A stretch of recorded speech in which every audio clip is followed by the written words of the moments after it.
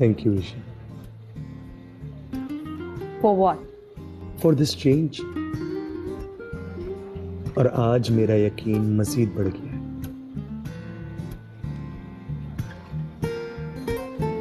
कि तुम हमेशा मेरा साथ दोगे।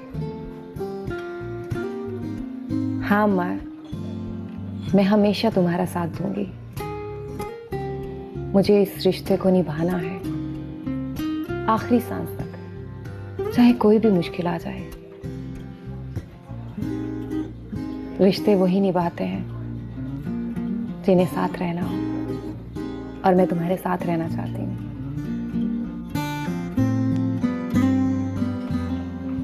ईशा, इस रास्ते में तुम्हारे लिए बहुत मुश्किलें आएंगी, बहुत मुश्किल सफर हो गई, मगर मैं हमेशा तुम्हारी मुश्किलों को आसान करने की पूरी कोशिश करूंगा।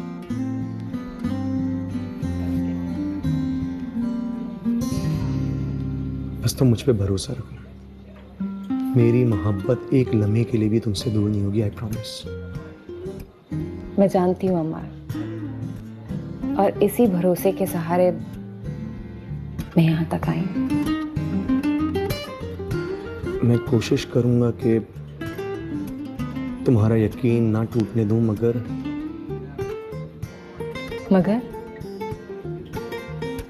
हो सकता है कि मैं चंद जगहों पे तुम्हारा साथ न दे पाऊं, क्योंकि दूसरी तरफ खड़े होने वाली हस्ती मेरी मां।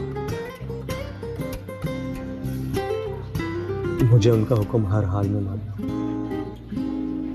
और ये भी हो सकता है कि उनकी गलत बातों पे कभी कभी मैं खामोश रह जाऊं। प्लीज मेरी इस मजबूरी को बेवफाई का नाम मत देना। कभी भी नहीं अम्मा, नेवर एवर।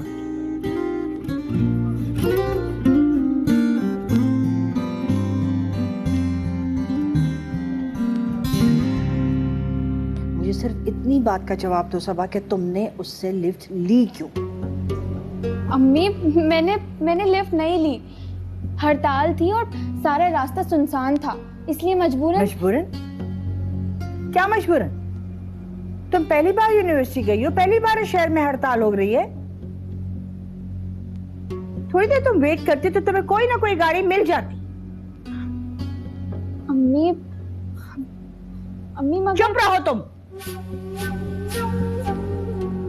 अच्छी तरह तुम लोग जानते हो कि मैं लोगों का कोई एहसान नहीं लेना चाहती, लेकिन तुम मुझे शर्मिंदा करने पर तुली। अब वो जाएगा अपनी माँ को बताएगा, और वो पता नहीं 10 किस्म की बातें करेगी।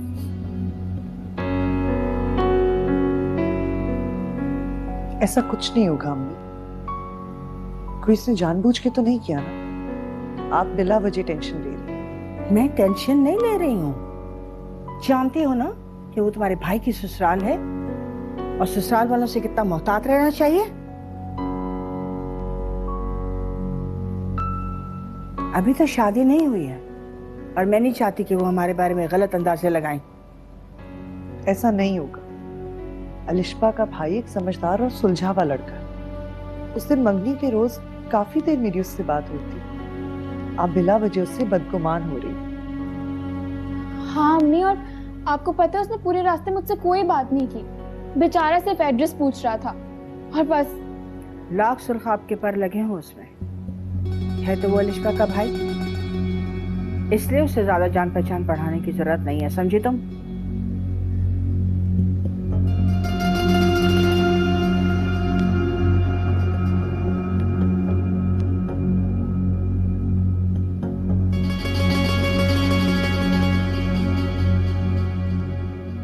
अम्मी ने तो ईशा भाभी को अपना दुश्मन ही समझ लिया, पाकिस्तान इंडिया की जंग वजह से।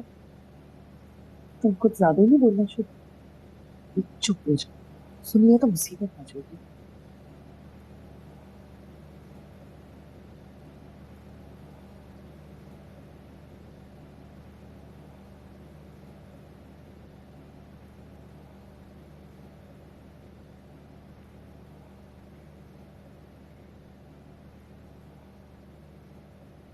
ईशा, अरे भाभी, खैरियत है आज आप मेरे रूम में?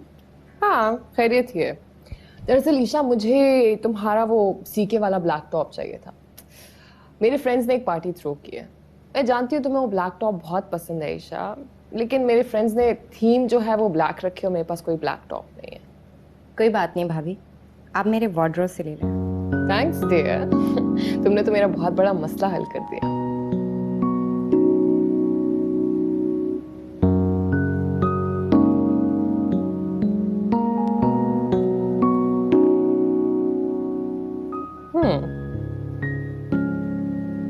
अब तुम देखना ईशा, पार्टी में सिर्फ मैं नजर आऊंगी। Don't worry, I will return it to you when I come back. इसकी कोई जरूरत नहीं है, आप रख लीजिएगा। बल्कि काम करें, आप मेरे सारे टॉप रख लीजिएगा, मुझे अब इनकी जरूरत नहीं है। Are you serious? Yes, I am serious. अम्मा की अम्मी को ऐसे कपड़े पसंद नहीं है, तो मैं रखकर क्या करूंगी? मतलब तुम सब कुछ छोड़ दोगी? तुम जीन्स नहीं पहनोगी? यस भाभी, it's not a big deal. मतलब अभी से इतनी डिमांड्स है उनकी। अल्लाह जाने शादी के बाद तुम्हें बुर्का ओढ़ने को कहेंगे तो क्या तुम वो भी कर लोगी? भाभी वो ये तुम्हारा मामला नहीं है जूही। ईशा तुमसे बेहतर अपना अच्छा बुरा समझ सकती है। बेहतर होगा कि तुम अपनी पार्टीज पे ध्यान दो। मामा, मैं ईशा के फ्यूचर के बारे में ही बात कर रही थी। इमेजिन बुर्का पहनते हुए कितनी फनी लगेगी, नहीं? Behave yourself. ईशा जो कर रही है अपने ससुराल और अपने शौहर की खुशी के लिए कर रही है, और मुझे बहुत खुशी है कि मेरी बेटी बहुत समझदार है, क्योंकि वही लड़कियां घर बसा सकती हैं जो ससुराल वालों के तौर तरीकों को अपनाएं। बात बात पर रूठ जाने वाली, शौहर और ससुराल को खुद पर फौकियत देने वाली, याद रखना वो औरत कभी घर नहीं बसा सकती। इसलिए तुम अपना ये लेक्चर बंद करो और हमारे मामलात में टांग मत अड़ाओ। मेरा भी इन सब में कोई इंटरेस्ट नहीं है।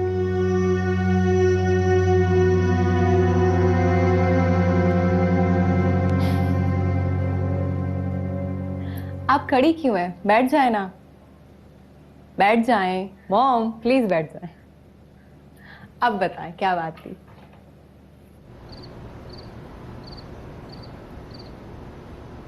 भाई, अब आप खुद मुझे बताएं कि ऐसे हालात में अगर कोई जानने वाला नजर आएगा तो इंसान उसी को प्रेफर करेगा ना।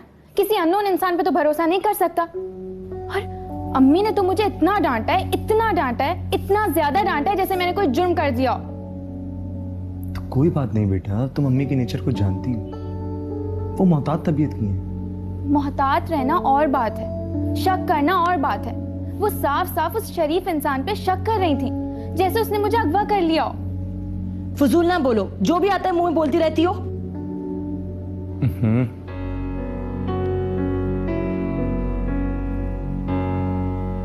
मेरी प्यारी बहन, अपने गुस्से को कंट्रोल करो।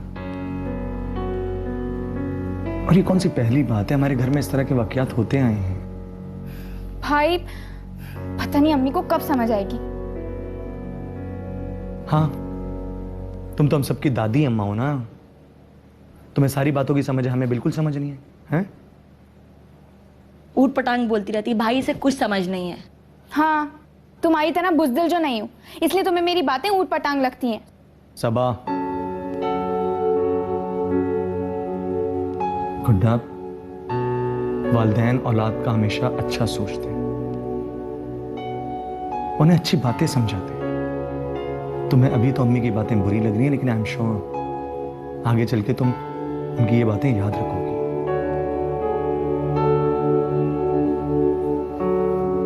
और जहां तक अम्मी की बात है, अम्मी का तजुर्बा हम सबसे ज्यादा है। वो जो भी बात करती हैं अपने तजुर्बे की रोशनी में हमें समझाती हैं, हमें बोलती हैं। तुम्हें उनकी बातों पे गुस्सा होने के बजाय उनसे सीखने की कोशिश करनी चाहिए।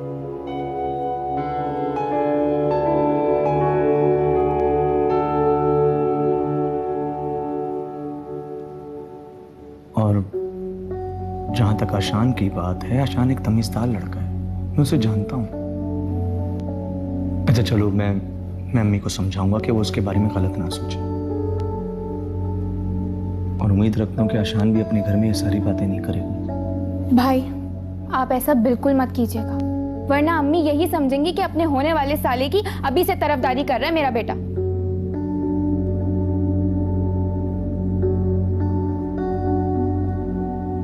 उमूमन लोगों का ये ख्याल होता है कि दिमाग को दिल पर फौकियत देनी चाहिए, लेकिन मुझे लगता है कि कामयाब लोग वही होते हैं जो दिल को दिमाग पर फौकियत देते हैं। सुकून भी रहता है, क्योंकि बाज़ दफ़ा दिमाग इंसान से ऐसे फैसले करवाता है जिसमें खुद को फरामोश करना पड़ता है, और ये खुद फरामोशी जिंदगी से बहुत दूर ले जाती है।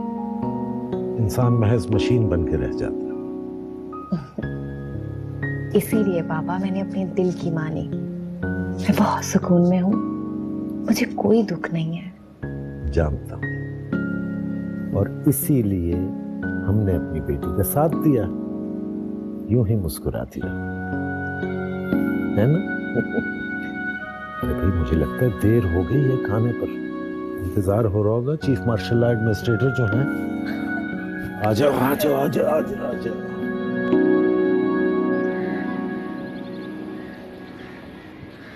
तुम्हारे आने से पहले मैं यहाँ हर दूसरे तीसरे दिन आ जाया करती थी। सुबह की हवा लेने से ना सारा दिन मैं बहुत चाको चौबल रहा करती थी। अम्मी आप अब भी आ जाए करें ना, ये तो आप सही कह रही हैं। सुबह की हवा और यहाँ पे घास पे नंगे पैर चलने से सेहत बहुत अच्छी रहती है। अब हिम्मत नहीं होती, नमाज पढ़ने के बाद बस लेट जाती हूँ। लेकिन तुम आ जाया करो, जरूरी नहीं है कि सुबह शाम में भी आ सकती हो। अच्छा है ना, चाको चौबंद रहोगी तो। सही कह रही हैं। अच्छा अम्मी, वो मिसेस अतीक की कॉल नहीं है? उन्होंने कोई ज़ेबा के लिए रिश्ता नहीं बताया? नहीं, ना वो खुद आई है, ना कोई फोन किया उन्होंने। तो आप क्यों नहीं फोन कर लेते? उनका हालचाल भी पूछ लीजिएगा और बात भी हो जाएगी। हाँ, तुम ठीक कह रही हो, मुझे ही फोन करना चाहिए। जरूरत भी तो हमारी ही है, उनकी नहीं। बस एक बार ज़ेबा की शादी हो जाए तो सुकून का सांस आ जाएगा मुझे। आप फिक्र मत करें, हो जाएगी इसकी शादी और बहुत अच्छी जगह पर होगी। बस अल्लाह उसके नसीब अच्छे।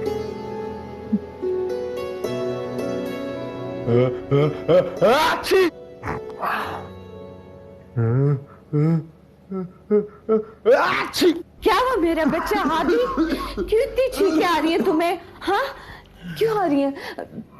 सर्दी का असर है बेटा। रात को क्या खाया था तुमने? कोई ठंडी चीज तो नहीं खाई थी ना? कुछ भी नहीं खाया था अम्मी, सिर्फ ठंडा पानी पिया था। मत पिया करो ठंडा पानी। देखो तुमने ठंडा पानी पिया ना, ठंड लग गई ना मेरा बच्चा। अच्छा तुम लेट जाओ, मैं तुम्हारे लिए जुशांदा बना के लाती हूँ। चलो। मगर अम्मी मैं तो ऑफिस जा रहा था। तुम्हारा दिमाग सही है? बाहर निकलोगे तो हवा लग जाएगी। नौकरी सेहत से बढ़ के तो नहीं है ना बेटा, लेट जाओ। मगर अम्मी इस महीने तो वैसे ही 5 छुट्टियां हो चुकी हैं। भले से 10 हो जाए, क्या होगा ज्यादा? तुम्हारी नौकरी छूट जाएगी ना, छूट जाए। तुम्हारी जान और जिंदगी से तो बढ़ के नहीं है ना बेटा। चलो लेट जाओ, लेट जाओ। ये अच्छा है अम्मी, फिर मैं थोड़ी देर सो जाता हूँ। ठीक है, मैं जुशांदा बना के लाती हूँ, पी के फिर सोना।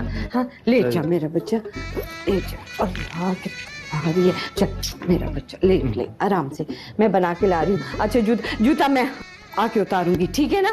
बस मैं बना के ला रही हूँ 5 मिनट में।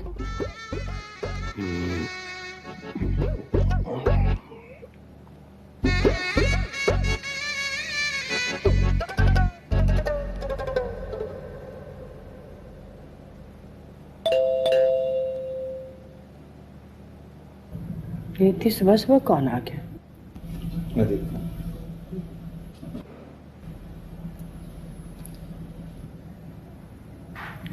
अरे कहीं वो सब्जी वाला ना आया हो? उसको मैंने कहा था ना कि इस मौसम की फ्रेश सब्जी ला कर दे। हो सकता है वही होगा, बेल बजा रहा है।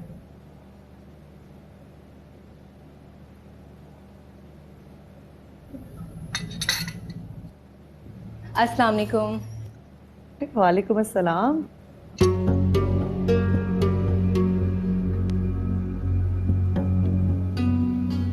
मुझे पता था इस वक्त नाश्ता चल रहा होगा, इसलिए मैं भी आ गई। आज मैं आप लोगों के साथ नाश्ता करूंगी। क्यों नहीं, जरूर खाओ। आंटी आपकी तबीयत ठीक है? मैं ठीक।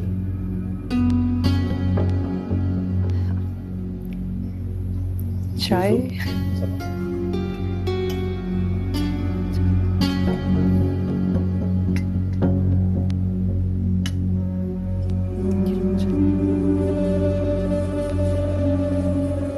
आंटी नाश्ता तो करके जाएं।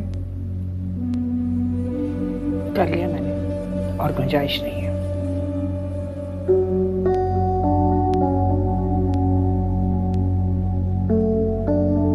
अब खाओ ना।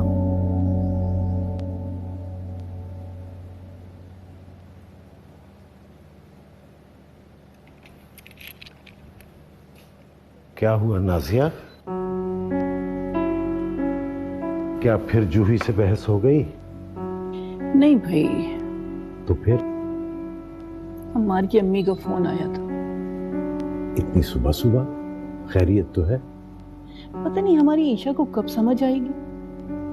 अब क्या कर दिया उसने? सुबह ही सुबह पहुंच गई वहां। कहाँ भाई? अरे अम्मार के घर, और कहाँ। नाजिया तो अब उसकी ससुराल है ना वो। क्या कयामत आ गई इसमें? वो कह रही थी कि मंगनी के बाद हमारे यहाँ लड़कियां इस तरह ससुराल नहीं आती। मोहल्ले वालों ने देख लिया तो शर्मिंदगी होगी। ये तो भाई बहुत ही पुराने ख्यालात हैं। इस बात का अंदाजा तो आपको पहले ही लगा लेना चाहिए था। और ये तो इब्तिदा है, आइंदा के लिए तो हमें तैयार रहना होगा।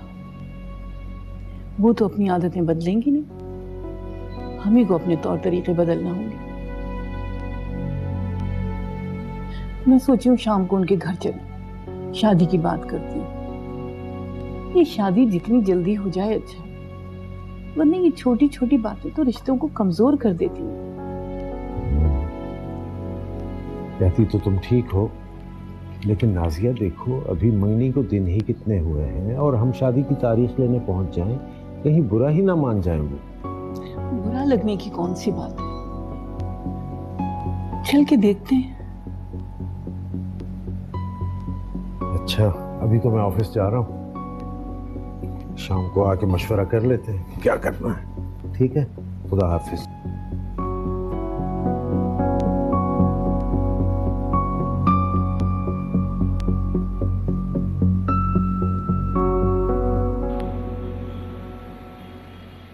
अम्मा, मेरा यहाँ आना तुम्हें बुरा लगा ना? नहीं, मुझे बुरा नहीं लगा, मगर अम्मी को अच्छा नहीं लगा। तुम तो जानती हो अम्मी किस नेचर की है। मैंने तो सोचा था कि कभी कभार तुम्हारे घर आ जाऊंगी, अम्मी को समझने में थोड़ी आसानी हो जाएगी और ज़ेबा से कुकिंग सीख लूंगी। लेकिन मुझे क्या पता था कि वो इतना नाराज हो जाएंगी। मैं अम्मी को संभाल, तुम बस एहतियात करो। और हाँ, मैं अपने घर वालों के बारे में सब कुछ तुम्हें बताऊंगा, तो तुम्हारे लिए आसानी हो। तुम परेशान नहीं।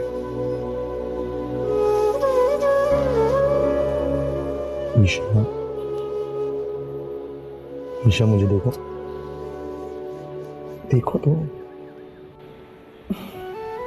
क्या हो गया? रिलैक्स। भी इतना गुस्सा होने का हक तो है मेरा। ओ